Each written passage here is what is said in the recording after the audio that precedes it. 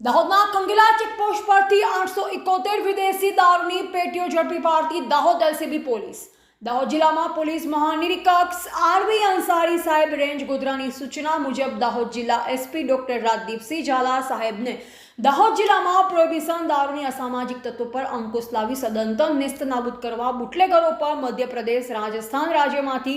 ગેરકાયદેસર દારૂની હેરાફેરી ગુજરાતમાં ઘુસાડા આવતા બુટલેગરો સામે વોચ રાખી કડક કામગીરી કરવા એસપી દાહોદ ઝાલા સાહેબે એલસીબી ટીમને સૂચના આપતા એલસીબી સ્ટાફના પોલીસ જવાનો જુદી જુદી ટીમો બનાવી રાત્રિ દરમિયાન Katwara police station Khangela checkpost પર વાહન ચેકિંગમાં હતા। ત્યારે ગુજરાત અને મધ્યપ્રદેશની સીમા રેખા ખંગેલા ચેકપોસ્ટ પર ટાટા કંપનીના સિગ્નલ ટેન્કર નંબર GJ12BW 0864 નંબરનું ટેન્કર રોકી ડ્રાઈવર કંડક્ટરને ટેન્કરમાં સાની હેરાફેરી કરો છો, પાસ પરમિટ બિલ્ટી વગેરે માંગતા ડ્રાઈવર કંડક્ટર ગલ્લા તલ્લા કરતા પોલીસને વધુ શંકા જતા એલસીબી પોલીસે કડક હાથે ચેકિંગ કરતા મોટા પ્રમાણમાં ટેન્કરમાં દારૂ હોવાની ગંધ આવી જતા ટેન્કરને સાઈડમાં ઊભું રખાવી તપાસ હાથ ધરી તો ટેન્કરમાં ખચોખચ વિદેશી દારૂની પેટીઓ જોતા એલસીબી પોલીસ ચોંકી ઉઠી। ટેન્કર અને ડ્રાઈવર કંડક્ટરને એલસીબી પોલીસે ઝડપી પાડી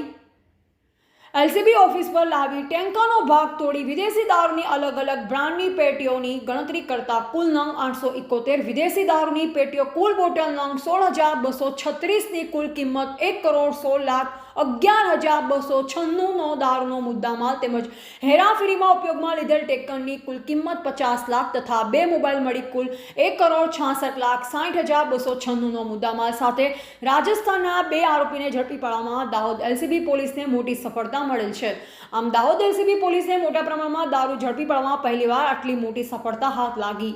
રિપોર્ટર રમેશ દમા, દાહોદ જિલ્લા બ્યુરો ચીફ।